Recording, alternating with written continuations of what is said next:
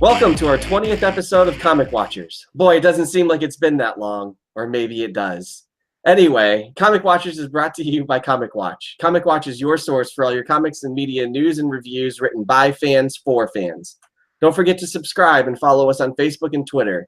Spread the word that we're coming for the clickbait sites. It's our time now. I'm your host, Cody, coming to you from Oahu, and here's the rest of our crew. Hello, from Brian from Arizona. John Jack, it's raining. I don't know. Seattle. Hey, I'm in Seattle and it's raining. Water is wet. This is Matt from Oklahoma City. Brian, newsman. Hello. What's cracking? Yes. All right. Actually, I got quite a bit of news this week. So last week we talked about Tom Taylor's Deceased project for DC. On our website, you can actually check out 3 covers for the first issue, which is supposed to hit this May 1st to be exact. Netflix cancels 2 more Marvel shows. The Netflix canceled Punisher and Jessica Jones. We knew that was coming, but what we didn't know is that usually what Netflix does is they cancel it after the show airs. It's kind of weird that Netflix decided to say Jessica Jones is cut even before her season begins. So who knows? Maybe we'll see them in another form, probably on Hulu if we see them all. I did find out that... Yeah, go ahead. Can I interject on that? Uh-huh. So Jeff Loeb, the head of Marvel Television, put out an open letter to fans. And in that open letter, he interestingly points towards Netflix as being the reason that these series are being canceled. Says something like, our partnership network didn't want to continue on with these stories, but Marvel, we'll be back. It's not how you hit the mat, it's whether you get back up. So, I mean, like that to me, for months and months and months, we've been talking about this and saying, obviously Marvel's trying to consolidate power. They're trying to bring all their stuff into their own personal services and where their money is. But it sounds like that might not be the case. It might be Netflix is just fucking tired of it. If that's the case, like that completely changes the narrative. Like that gives it a much higher likelihood of relaunching elsewhere, in my opinion. We're kind of probably going to see it on Hulu because I just found out that Disney owns 60% of Hulu right now. That was crazy to me. I thought it was like a certain percentage, but they own majority of it. New animated movie from DC. I actually love these animated movies. So Batman is going to team up with the Teenage Mutant Ninja Turtles. I'm pretty excited about this one. I super enjoyed their miniseries. The first and the second. Oh, wait. I didn't actually read the second one, but I really enjoyed the first one. And I think in May, Volume 3 starts of a Batman and Teenage Mutant Ninja Turtles team up. Gwyneth Paltrow announces her retirement for Marvel Cinematic Universe, but not really. So what she said in an interview is that she was going to retire. She's not going to put the suit on again. But if Marvel asked her to do cameos, she would totally be down for it and do it. So retirement is a shady word. All right. I guess Pepper isn't pregnant. Pepper is probably not pregnant, or who knows? Maybe she is, and she dies in birth. Who knows what's going on? All right. So there's some major drama surrounding Captain Marvel movie. According to comicbook.com, Captain Marvel has been flooded with negative and angry reviews of the film from Rotten Tomatoes. So the writer from CW states a large number of the posts are sexist and comments complain about SJW, which is the Social Justice Warriors. Another website called Bounding Into Comics calls out CW and states that CB, not CW, calls out CB and says that CB is calling fans sexist because they don't want to see the movie. I know at CW we've had kind of conversation about this. So it's really interesting seeing 2 kind of sides saying that. I mean, nobody's actually seen the movie. It's just comments that are going back and forth. It's really weird to see this developing. I know that we had conversations. I kind of wanted to bring it up on here so we can have an open discussion about it. Cody, because you've kind of been the biggest component on this. Right, and I am actually working on a piece for Comic Watch right now, kind of exploring what it is Brie Larson essentially came out and said, look, I've been going to these press days, I've been going to these special press events, and I've noticed that it's dominantly white males. And then there's the USC study that came out last year that points to the fact that like 67% of all major film reviewers are white males.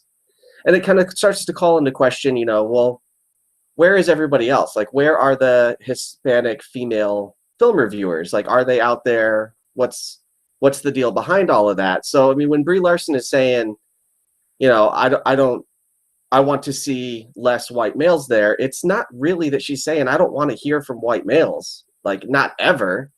But what she's saying is that I want to hear from somebody else. I want different voices. I want different perspectives, different spheres of knowledge coming into this, like a sense of some kind of intertextuality that just doesn't seem to exist in film criticism right now.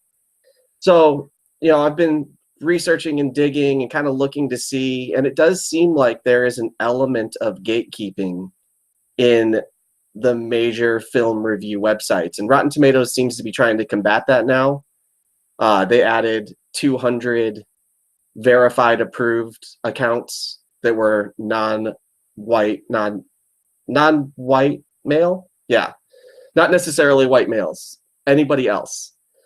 So that, I mean, that begs the question, like, if there are 200 of them readily available, then there's got to be more. Like, there's got to be a reason that they were already excluded. It, you know, raises a lot of interesting, important questions for us as a society. So, you know, I'm doing my best to write up a piece for Comic Watch that kind of addresses that and just kind of puts the subject in the air. I'm not trying to say that she's right or wrong. I'm not trying to say that, you know, the film industry is inherently racist or sexist, but that there is something to, you know, these words that she's saying that everybody's just kind of like, I'm being attacked. Well, no, you're not being attacked. Somebody else is being stood up for. That's different. That's a fine line, but I mean, it's an important distinction. Yeah, it's such an interesting comic fandom is becoming so kind of surreal into everything that into our lives. It's just Matt, or actually JJ, I know that you wanted to say something at first. Did you want to join in? Oh, sure. You know, inclusion and exclusion are two different things. What Larson is asking for is equal representation, not the exclusion of white males, I guess. It feels weird to say it. But you know, it's not that she wants less white male reviewers. It's that she, like Cody was saying, she wants more reviewers of, you know, varying, you know, ethnic backgrounds or, you know, what have you. It's just getting darker. But I think my phone's getting darker. That's what it is. But, you know, it makes complete and total sense. And Comic Watch is obviously more of a inclusive environment. We employ people from all walks of life. And it's nice to be part of a group that embraces diversity without, and you know, I don't feel like I'm subjugated being a straight white male in Comic Watch, which is what the naysayers seem to think is what she's asking for. I guess that's it. Yeah, I just find it that it's interesting that Brie came up with it, and then two articles from almost opposing sides kind of came about and had their side of the story. And I was actually looking at the Rotten Tomatoes website. I actually don't see any quotes or comments, so I'm not sure where either side is getting their information. And I should have looked into it earlier, but I kind of ran out of time.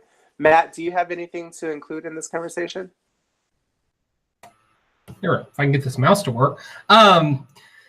Yeah, I mean, this is just an extension of the toxic fandom that we saw emerge around the last Star Wars movie, last real Star Wars movie. If I can throw a little shade at Solo there. I love Solo. But it's just people that are scared to see something different. And like you were saying, John, that there's some people that are threatened by other people having voices other than their own, because it shakes their foundational beliefs of what is normal and what is, the natural order. And it's not just in fandom. Fandom is an extension of much deeper divisions that are playing out really all throughout Western culture right now, socially, politically. And I don't want to get too far off on a tangent on that, but because we're here to talk about comics. But it also has to do with the democratization that the internet brings. Everybody really does have a voice, and that's quite a high. And so people feel empowered and entitled to, say whatever shitty thing comes across their mind, and it's, it results in stuff like this. It results in Leslie Jones being driven off of Twitter, or any other number of celebrities that managed to catch their ire. Whatever. Just because these people have the loudest voice, they are a minority. I really do believe that Comics Watch is maybe not on the forefront, but is definitely ahead of their curve, and in terms of representation and diversity. And it's something I'm proud to be a part of. So those guys suck. And Captain Marvel is hopefully going to be awesome. Yeah. I'm really excited to see the movie, especially now since there's so much controversy about it. I don't really care about Captain Marvel, just because I just never liked her from the past. Like, my only memory of Captain Marvel is when Rogue sucked her powers dry from her. That's it. That's all I've ever known. But I did read her 2 last books of the Restart. It's a great book. I definitely recommend watching it. It just kind of sucks that all this is happening, and that it's a movie. Just enjoy it. It doesn't have to be anything else. It doesn't have to be about anything.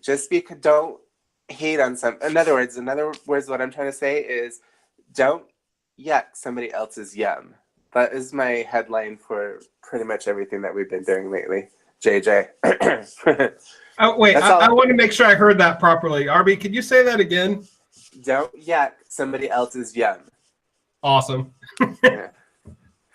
All right, because that's true. Even as reviewers, even as critics, as we supposedly are, just because we don't like something, or we don't necessarily see the storytelling behind it, doesn't mean that it's not somebody else's yum. And it's kind of one of those weird things as critics where we're like, well, we have to give our opinion, but our opinion doesn't mean much other than our own opinion and what we think about it. So whenever we're looking into something, or whenever we're commenting on something, or even speaking about something, I always encourage people not to yuck somebody else's yum. Look for the positive. Just because it's not for us doesn't mean that it's not for 1,000 other people. That is it. That's all I have for news this week. All right. Well, that's a hell of a news week. Just a ton of stuff that doesn't even raise, and maybe we'll talk about it maybe next week when there's a little bit more time. But the controversy over the potential missing Gwen Stacy comics that were published in Mexico and not released in the U.S. Like, there's a whole lot of discussion about that. I saw an update on that Matt tagged us in today. Yeah. I was reading the update. It is really interesting. I think that maybe like I said, when we've got some more time, we should maybe dig into that, because it's a really fascinating story that kind of, I don't know, globalizes comics in a way. Like, when I think about comics and my experience with comics, like, the comic superhero is a generally United States centric phenomenon. Almost always NYC, no less. As a West Coaster, I always felt kind of left out. Hey, we gave you Green Arrow. Be happy. Yeah. Oh, good for me. And the West Coast Avengers. And the West Coast Avengers. All right, Quentin Quire's in your house. So yeah, but yeah, like, I think it's something worth talking about at length at some point. But for now, we have 3 books to spotlight this week, starting with Avengers No Road Home #1. This is a 3-headed monster writing this, with Mark Waid, Jim Zub, and Al Ewing. The same creative team behind Avengers No Surrender last year, which I have not yet read, but I will. I will one of these days. So I kind of dove into, and art by Paco Medina, which was beautiful all the way through. I was really surprised. I'm not super familiar with Medina's work, but I'm going to get there because I thought he's just doing a killer job. So that the basic premise of this is you've got these Avengers that are all scattered about, and Voyager, who is the daughter of Grandmaster, sees that there's something coming, starts gathering up a group of just haphazard heroes. Like she goes looking for Scarlet Witch. She wants Hulk. She wants Vision. And in the process, she gets like Hawkeye and Rocket. So, lucky her. She picked up some good comedic relief along the way by total accident. And then the last one she picks up is Hercules before they head to Mount Olympus. And the suns all across the world block out, and things are going horribly wrong. I had posted the review of number 1. We're doing a round robin with this one because it's a weekly series, 10 issues. I believe Brian is doing number 2. And so I lost my train of thought. We have an internal chat over here, and every once in a while I look at it and it just completely throws me off my game. So thanks, guys. Appreciate it. Sorry, it's usually me. It's usually you. Yes, it is usually you. I can't see that chat. We know. Yes. All right. I know where to find it. I posted the review, and one of the comments on the review was this is not so much setting something off as it was loading the gun. I thought that was a really great way of putting it. Like I titled the review "In Which We Put a Team Together." Like this is a great opening bit of characterization. Like it gets you caught up on where these characters are right now in their lives. Like, Wanda and Vision are not together. Wanda has moved in with her boyfriend. Vision is dying. Like it gives you a really good sense of kind of the broad strokes of the Marvel universe right now, or at least the extended Avengers universe, setting you up for their kind of interactions, like all these past relationships. Hawkeye killed Bruce Banner. That was bound to come up sooner or later, and it finally did here. Where Hulk is like, I'm not okay with you. Bruce might be okay with you. I'm not. So, there's some really good relationships, really good characterization being built here. I really was blown away by this first issue when I went into it thinking, oh, God, why am I doing this? So, anybody else? I'm going to go ahead and jump in real quick. I didn't know that Hulk and Bruce Banner were kind of two different people. So that threw me off when I read it. But then I was like, I understand his beef. Like, I could understand that. Instead of getting him help, you kill him instead of like calling 911 or something. Totally understand that. I really enjoyed it. It starts off with Vision dying. He comes to terms with it pretty quickly. He has a while to live as long as the sun doesn't disappear. Surprise, the sun goes away. Voyager puts the team together. It has my man Hawkeye in it. It was a great issue. It's about a story. The first issue is about a book of putting a team together.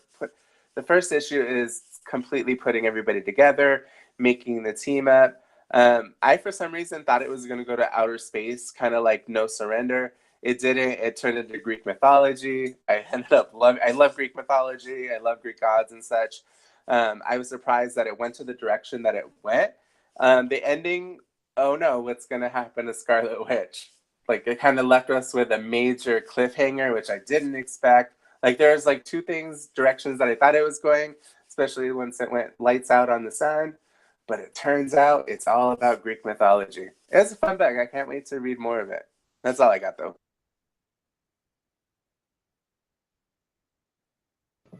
Okay, I'll jump in real quick. I was pleasantly surprised by this book.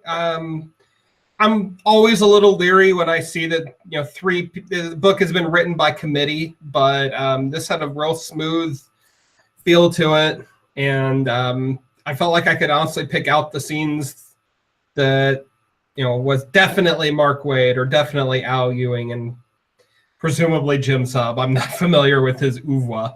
But Cody, to pick up on something that you talked about, I loved that scene with Hulk and Hawkeye. I honestly, it completely escaped my thoughts when I was reading it. That they do have this major history hanging between them that's unresolved, and frankly, I just assumed they were never going to address it at this point because Civil War II was now 3 years ago. But yeah, that was a good scene. Somebody's paying attention. Excuse me. The art was gorgeous, and I'm always a sucker for Marvel's iteration of Hercules. He's one of my favorite of their feels mean to call them B-list characters, but we'll say other than top tier Avengers. He's just a really, really fun character who now has a man bun. Go figure. But yeah, I dug it. I mean, my only real nitpick with it, and this is minor, is I feel like Rocket Raccoon was added to the story just basically as fan service. Whatever. That's a minor quibble. It's Rocket. I'm okay with it ultimately. So I have a counter to that though.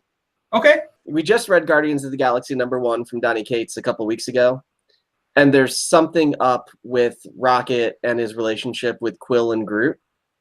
So like there seems to be a little bit of connectivity, like the thought process into where these characters are and what they're doing, I thought was really well done. Like if he's not in Guardians, where is he? Like we're all asking that question. You guys were asking that question the week that I missed when I was sick. And I mean, here's a potential answer. Like he has been on the outs. He's butthurt about something, or somebody's butthurt about something.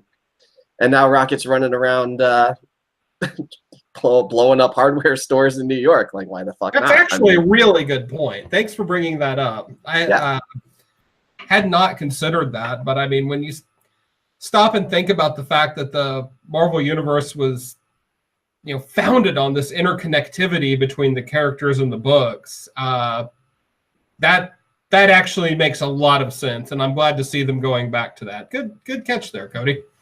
JJ, what'd you think about it? I absolutely loved the book. I loved the character moments from Hawkeye. Hawkeye sounded pretty pitch perfect. Actually, it was a good week for Hawkeye between Dead Man Logan and this book last week. Both books, he sounded pretty pitch perfect along lines of how he's been written the last few years, ever since that Fraction run that everybody loves, including me. But the Vision dying, I didn't feel like was that impactful, considering he's died like a dozen times at this point, and he always just comes back with a new android body. I would be shocked if he didn't come back by the end of this mini. I actually did not love No Surrender, but it was not really so much the writing as the setting. I'm not a big fan of the Grandmaster, and I didn't like the Challenger that much, so it wasn't necessarily that the books were written poorly as much as I didn't like the premise. I love anything with Hercules in it. Hercules, I'm a big Thor fan, and Hercules entertains me in the same way that Thor does, where, he's this big kind of boastful braggart with a heart of gold, and he's walking down the street in New York looking for trouble like he does, and sees a bunch of cops outside his store, and he's like, "What's going on? How can I help?" And they're like, "There's an alien inside tearing up the store." And he's like, "An alien? It must be like Terrax or something." And he goes in there, and it's Rocket, pissed off because they wouldn't serve him because he's a raccoon, because they thought he was a dog. And then Hercules is like, "'Twas a misunderstanding," and Rocket's like, "Yeah, it was. Like, that was great. And I liked the Hulk and Hawkeye interaction a lot too. You'll notice when they teleport, Hulk's got his hand on him, and it's like it's gonna destroy him. Like he's so much bigger. I'm pretty sure it seems like all the Hulk lines, at least, were written by Al Ewing, because he sounds exactly like he sounds in Immortal Hulk, which is a good touch.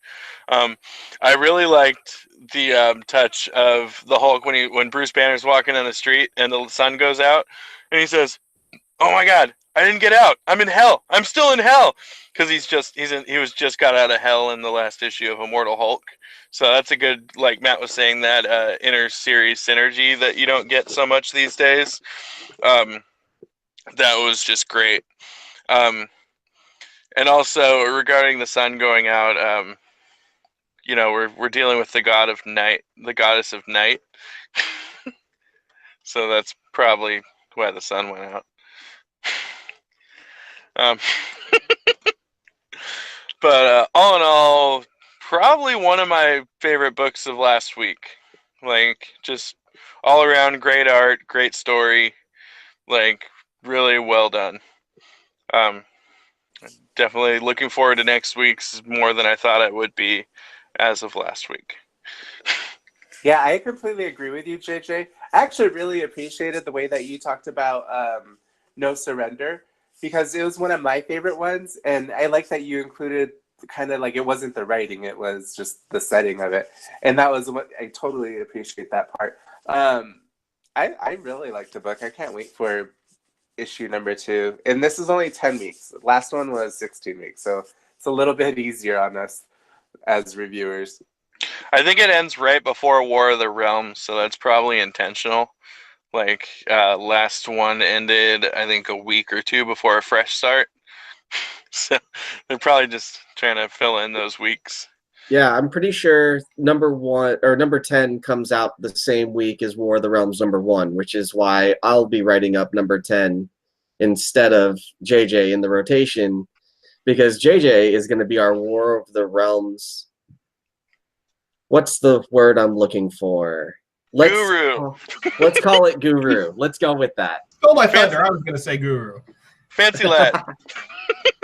No, The War of the Realms. Maybe? Honestly, I was going to say victim, but Guru works too. Yeah, we can call it whatever we want. It's gonna be pretty fun. It's kind of terrifying because as of right now, they're still announcing tie-ins. So right now, it's probably like 40 issues, but it's not to say in a month it's not going to be 70 or 80. And I'm going for it. Yeah, it seems like every time I turn around, there's another announcement. There was just the Tom King announcement, Strike Force this week. Tom Taylor, oh my God. You did it! I did it on purpose this time, just for you guys. So Tom Grummett is doing a Strike Force book for War of the Realms. God, I hate my life.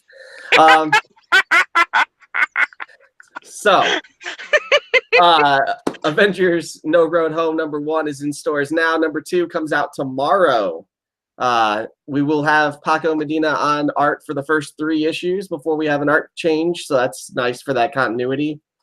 And on to our second Spotlight book, which is from Image, The Magic Order. This is a 6-part miniseries. We're going to talk about the miniseries as a whole. Volume 2 has been confirmed. It was actually our press editor, Ross, had written into the book, made his way onto the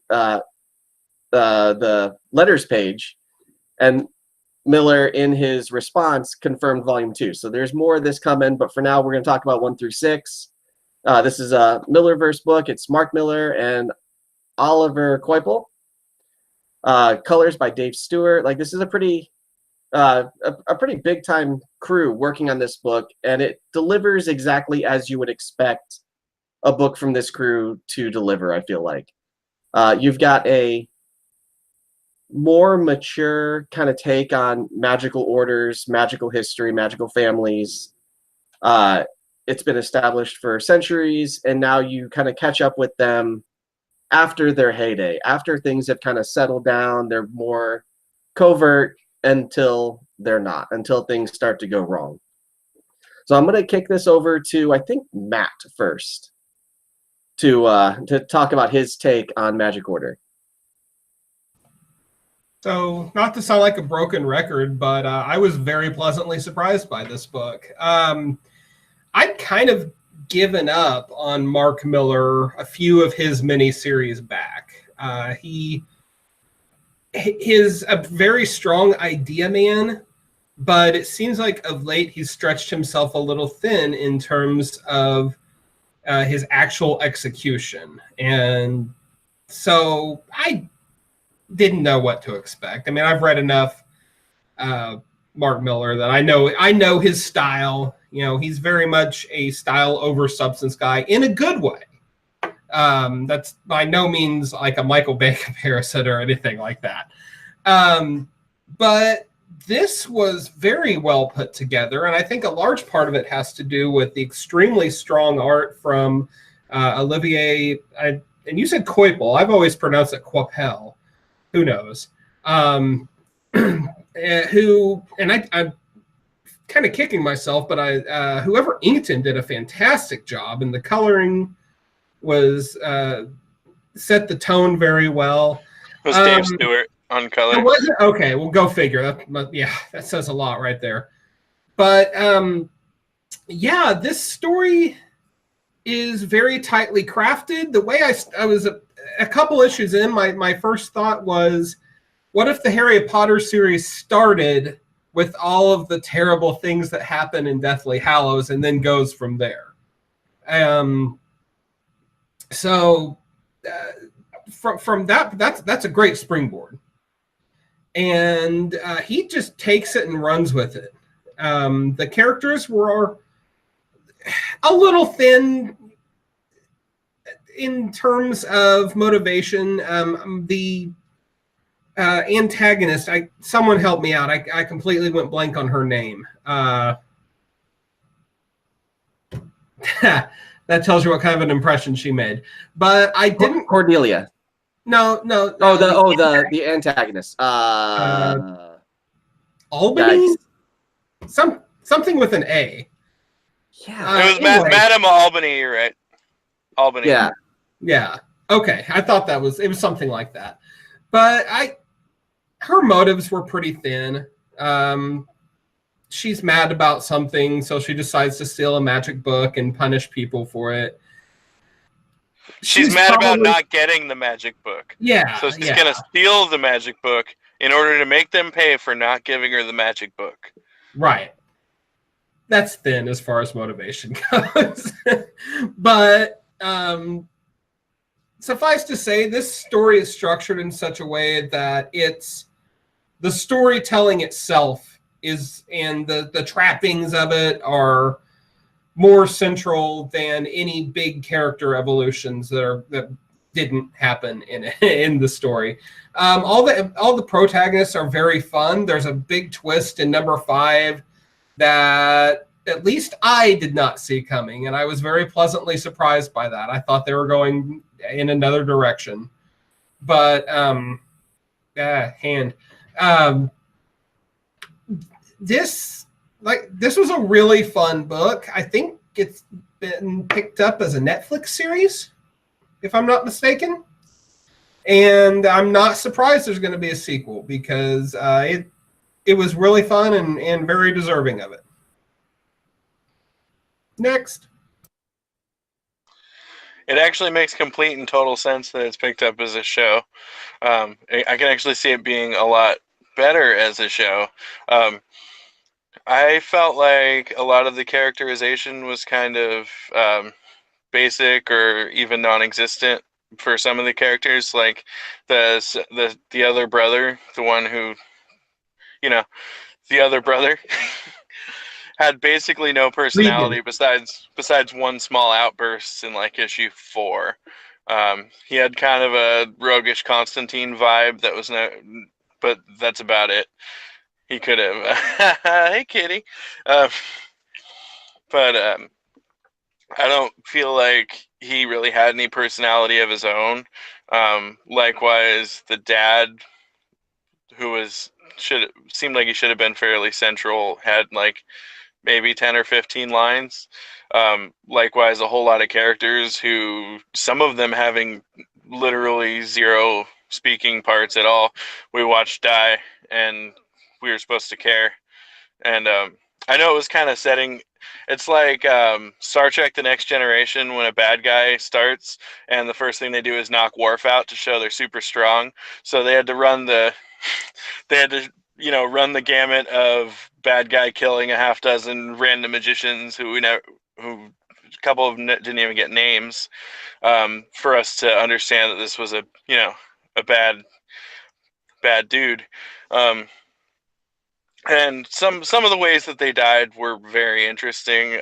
The first issue, the kid with the knife was friggin' gnarly, but all in all, I didn't feel super impressed with any of them. But the series was, all in all, if I can say I have a complaint about this, or if I can say a complaint about the series, is I wanted more.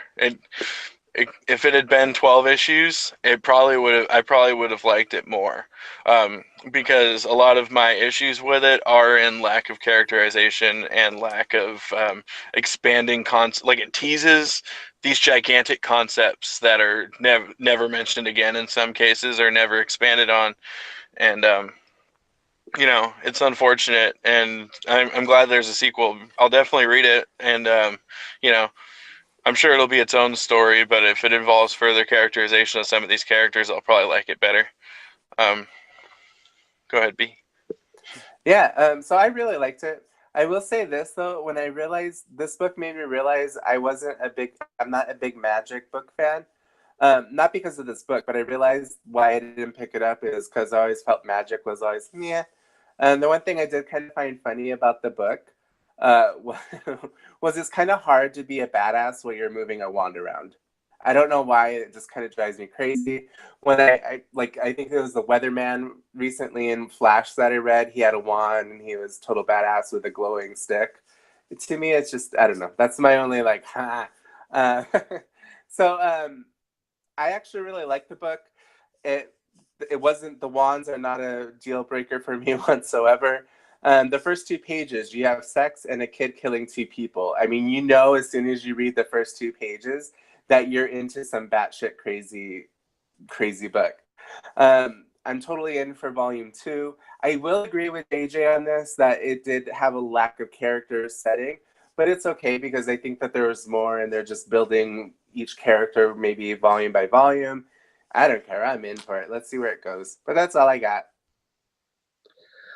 So I set the book up. I didn't really talk a whole lot about what I felt about the book. I really enjoyed this book on a number of levels. And I think that a lot of the complaints that I'm hearing from you guys and from other people all kind of tie into the same notion, that this isn't a book about the Magic Order. This is a book about Cordelia. She's the only one that we remember. She's the most well-developed character because this is her story. This is her being a shit kid, just out of control, running all over the place, doing whatever she wants, with all of these magical powers, and really kind of alienating herself from the Order, from her family. And then when things get real bad, she's the one that comes and sweeps up and saves the day. Like, this is her tale. As far as the lack of characterization, like, you're absolutely right. They don't develop a lot of these characters because it's not important, because it doesn't have anything to do with how they develop Cordelia. In a lot of ways, Matt, you'll either love or hate this, but in a lot of ways, it reminds me of early Preacher, where Preacher hits the ground running. By the end of that first issue, you have met Jesse, Tulip, Cassidy, Genesis, Angels and Demons. Like, there's a whole lot that happens there, and they're not developed yet. You're already starting to feel a little bit of a kinship to them, but we're talking about the first issue. Like, that first season of Preacher was essentially the first issue of Preacher. Like, that's how dense that book was. So, I mean, this notion of characterization, he had 6 issues to work with. Probably not sure that anybody was going to pick this up for a volume 2. Whereas with Preacher, that was already established. We're going to run this thing until we're done. So 67 issues versus 6 issues. So you have that time to let things kind of build and develop and grow.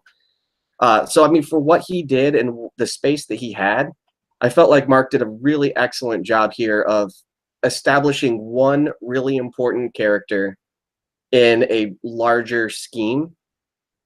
And now he's got the world to play with. If they're going to continue on with it, if they're going to turn it into film, whatever, however they go with this. Like now he has himself a really solid base to stand on. And everything else, that'll come and go. Like these characters are going to come and go. This is about a new generation. The old generation is getting killed off because they're old and they're boring. So bye-bye. I don't care what your name was. It's Cordelia's time now, and I think that that's a really excellent premise. Any rebuttals? Well, you pulled out the big gun by invoking Preacher, but I take your point. One thing, and you made a good point by saying the first issue of Preacher comparatively was very dense with world building, etc. Whereas this, in 6 issues, breathes a lot.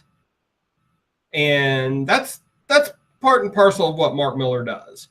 Is he goes for a big wide, the big widescreen shots, in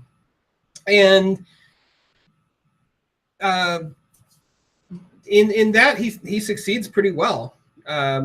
It does have a widescreen feel. I mean, I read this and I couldn't finish it all in one sitting because I was just too damn tired. But I really felt like I was watching a movie the way that it played out. And, in a movie and in any stories, there's always going to be incidental characters.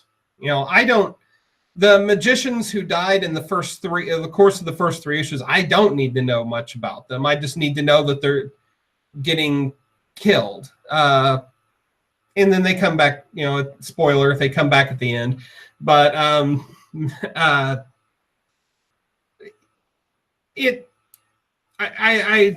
I take, like I said, I like a strong villain.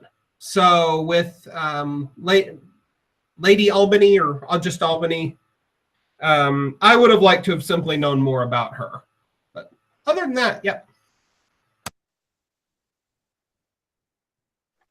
I wanted to know their names, Cody. I wanted to know.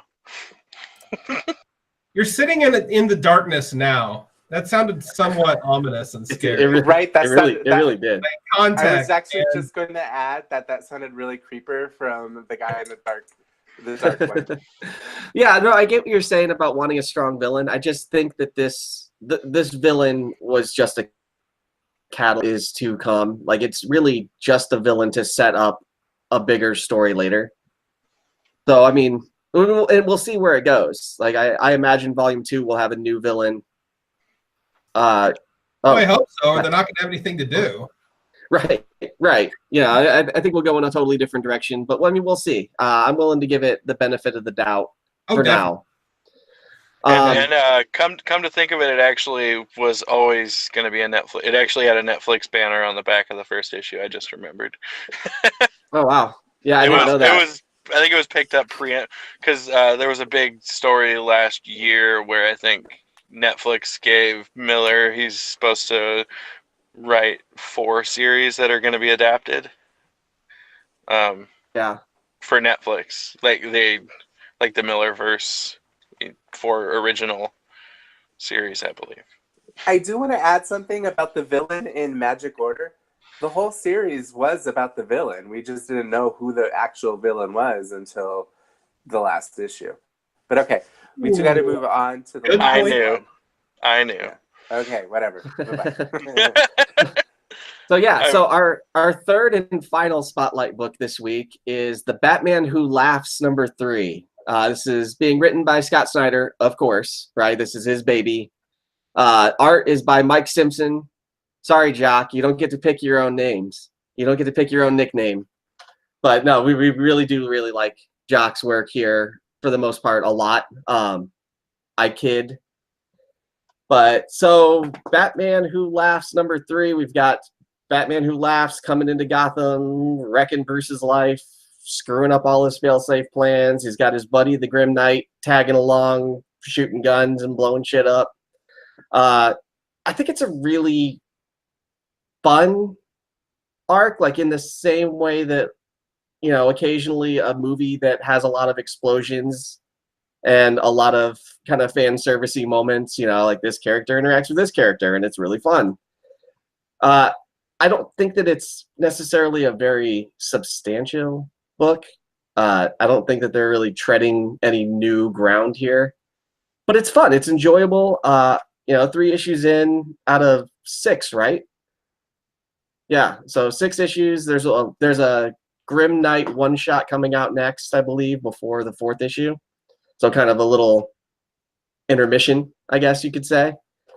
It's enjoyable. And that's really, that's all I have to say about it. Like, it's an enjoyable book. It's not going to change your life, but it's not a bad way to spend $4 or $5. Yeah, actually, I'm really glad that you kind of said that it was fun, because that's actually what I wrote in my notes. I think it was fun. What I really liked, or what stood out for me in the book, and Cody, I just realized that you weren't even able to see this, that all the backgrounds, or a lot of the backgrounds in the book, they're always reddish orange skies.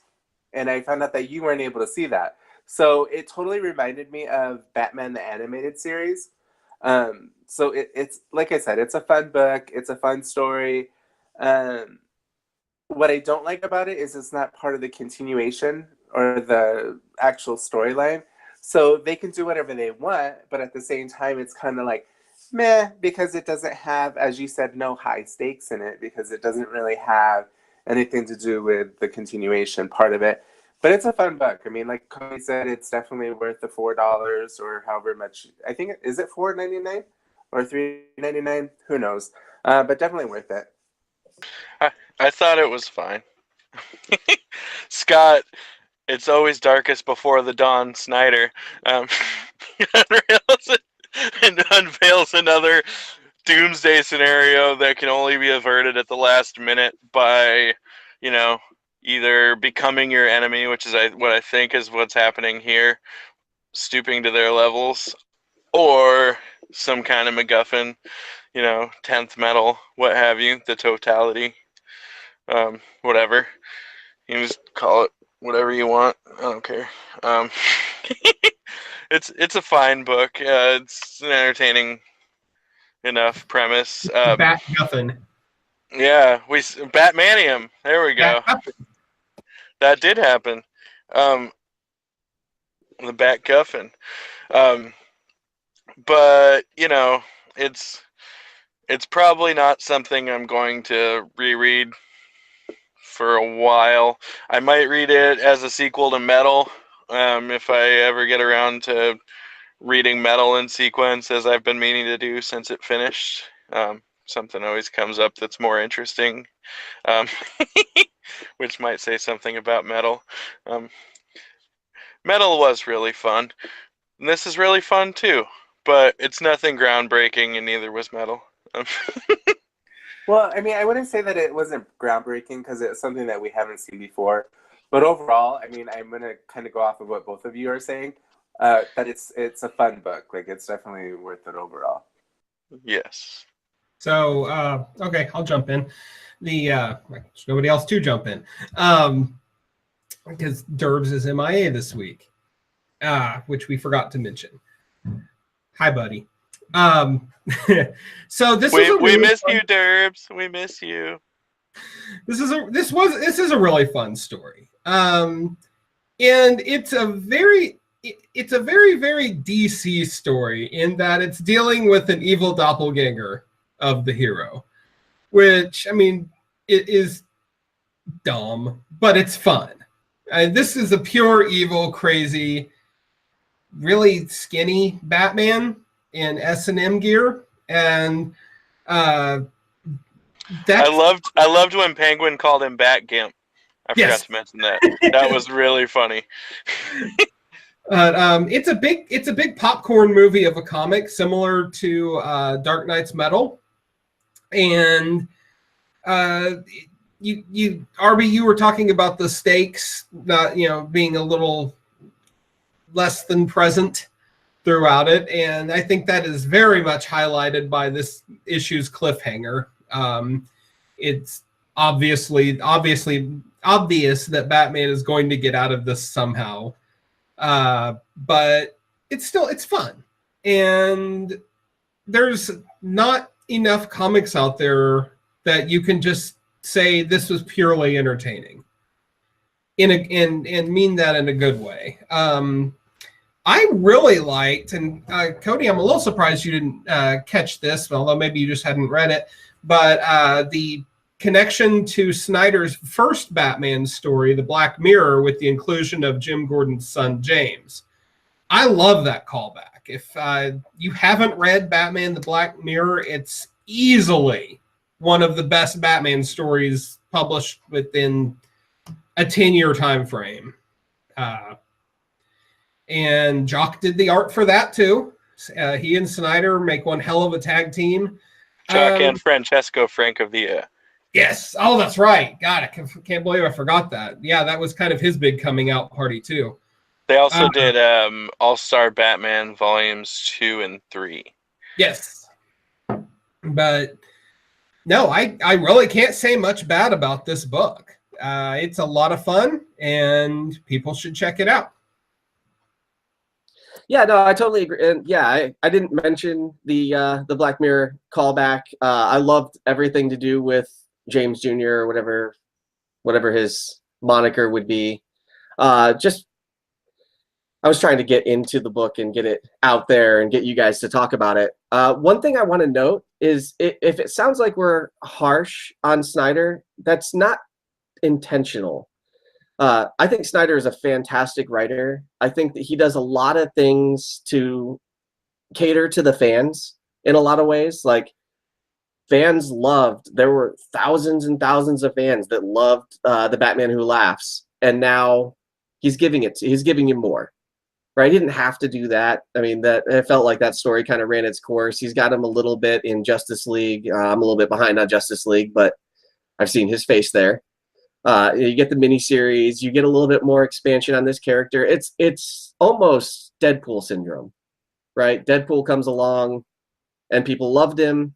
And I mean, he felt like a throwaway to me in New Mutants 98. Like, this is, a parody character shows up, they throw down, and maybe he'll never show back up again. And then there he is in, what was it, X-Force #2, I think, where he shows back up, and then back in 11, and then in his own miniseries, and then in 15 ongoing series, and et cetera, et cetera. Like, it kind of has that kind of feel like, you guys like this? You guys want more? I'll give you more.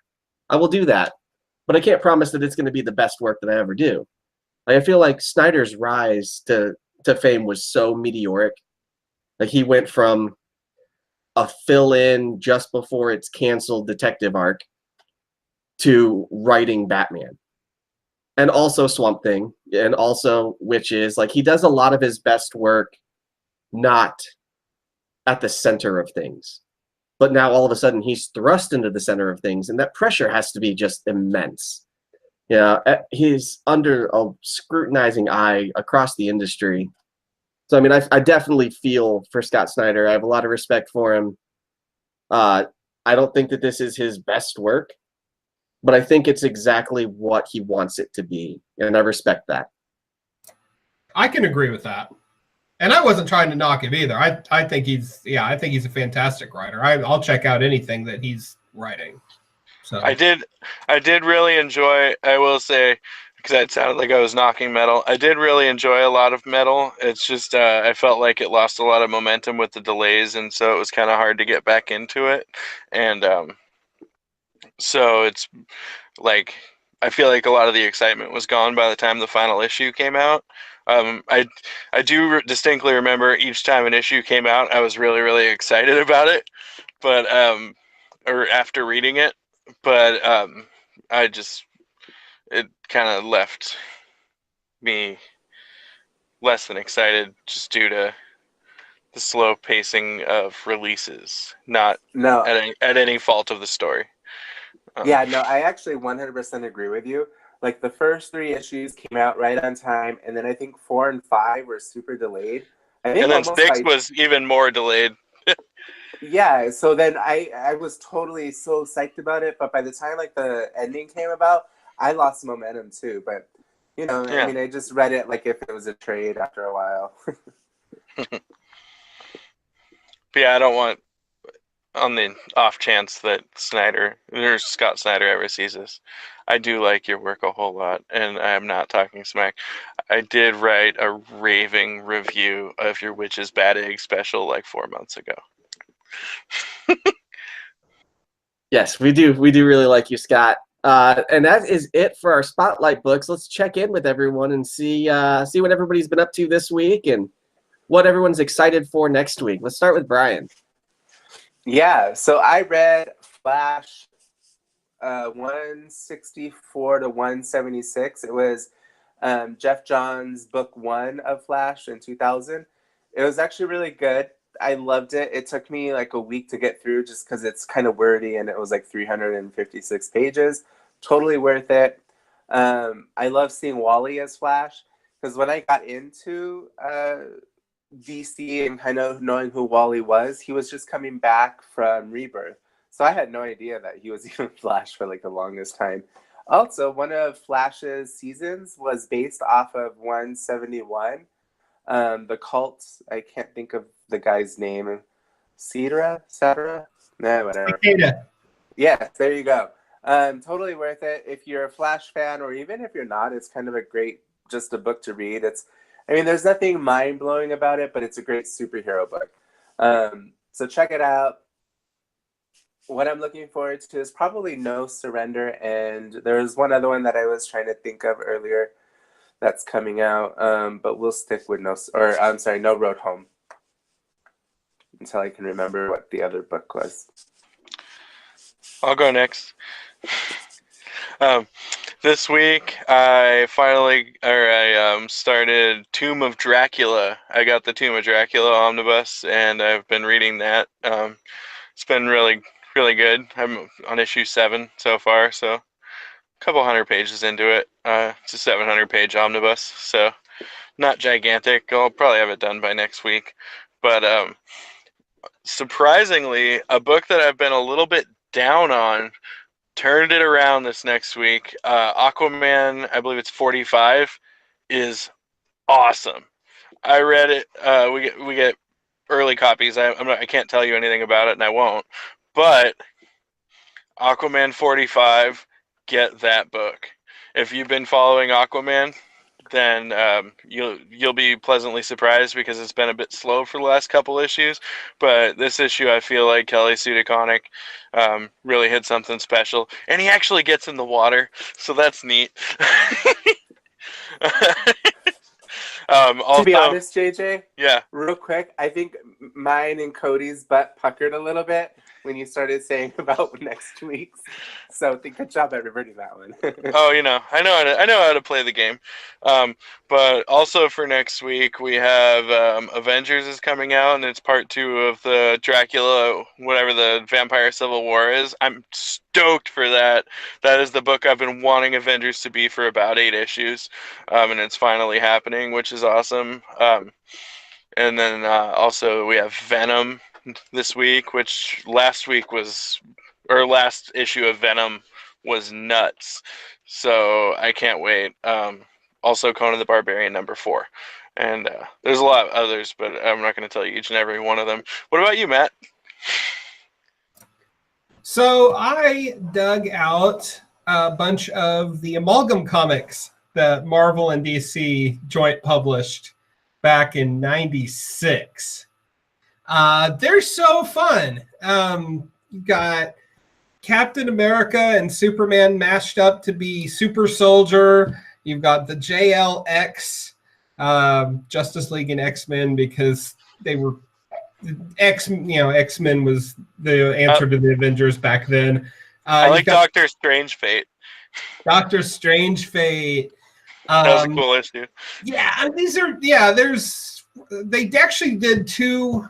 They did 2 batches of them. I think there's around 24 of these things, and you can generally find them in the dollar bins. But they're just a lot of fun. Marvel and DC put a lot of care into these. They crafted fake letters pages at the back, and they have editors' notations throughout the issue to non-existent comics like Outrageous Spider-Boy #305 or something. And I mean, we were talking about fun comics earlier. This is kind of the epitome of a fun comic. Everybody, I can't think of anybody who wouldn't enjoy Lobo the Duck.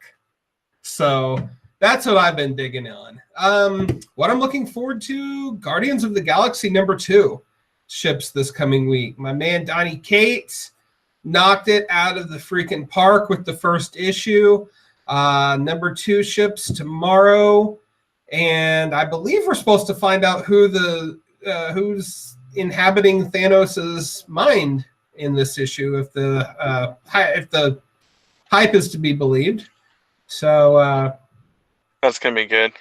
yeah, oh yeah, man, Donny, and yeah, John, you mentioned Venom, man. That's 2 Donny Cates books in 1 week. So Yeah, yeah, he's a busy fella now. well, he's Marvel's new golden boy, him and Chip Zdarsky. So Yeah, and Aaron, and yeah, he's been their golden boy. yeah, His he's time doing more. No, not really. He's got a whole Nordic event starting in April. I don't think his time has passed at all. So, Tony, over to you.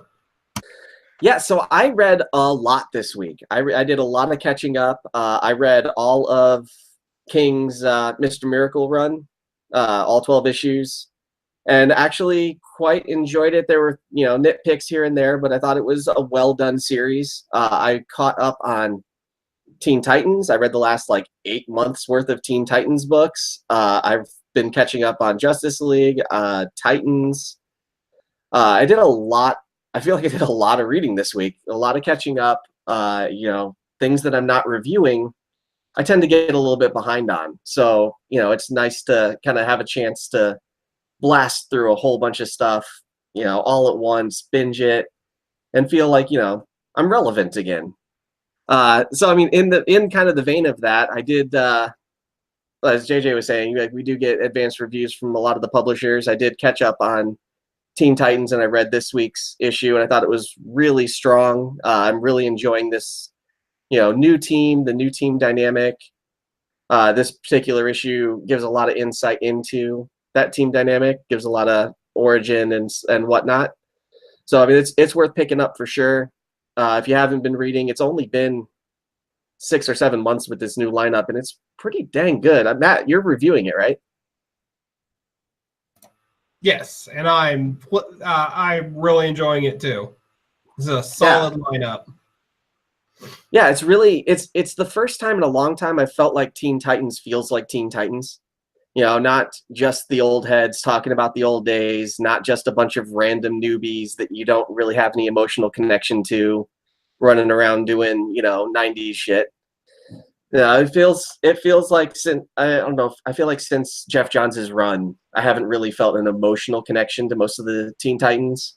And now I'm really invested in some of these characters. Jin and Crush, even Roundhouse. I didn't see that coming, but I care about what's going to happen around. Is he ever going to get Crush? He could, except I don't know if Crush goes that way. I kind of starting to get the feeling maybe she doesn't. So, I mean, he's into Jin. Yeah, right. I wasn't sure if that was just late night subtext that I was inserting into the book or if that was really there. But so, I mean, it's a fascinating series. I'm excited for the next issue. Also excited for, bear with me, Return of Wolverine #5, because it will be over. And I've been reading along with it, because I want to know. I grew up in the 90s. I'm as hip with Wolverine as you can get. That was a staple of my adolescence and, teenage years. So, I mean, I want to see how it plays out. But good God, I mean, this thing started 6 months ago? It's not very long and it's not very complex. So, I imagine that this next issue, something interesting has got to happen. Steve McNiven, is that right? Steve McNiven is doing the art on this one, like the first one. So it should have, really good art. He's had 5 months to get this issue done, so it should be great. Yeah, so I'm kind of excited about it. And I mean, that's most of the books I was excited about were supposed to release on the 20th and have been bumped to the 27th. So next week I'll have a lot of stuff to be excited about, like Doomsday Clock and Captain America and everything else I was supposed to be doing this week that just bumped right off my schedule. I'm so excited for Doomsday Clock. Last issue was so good. So good. Like one of That's the best future issues of watch. 2018. Yes. So good. Just pile Only on. like 6 days till we get it. 4 days. 4 days till we get it, suckers.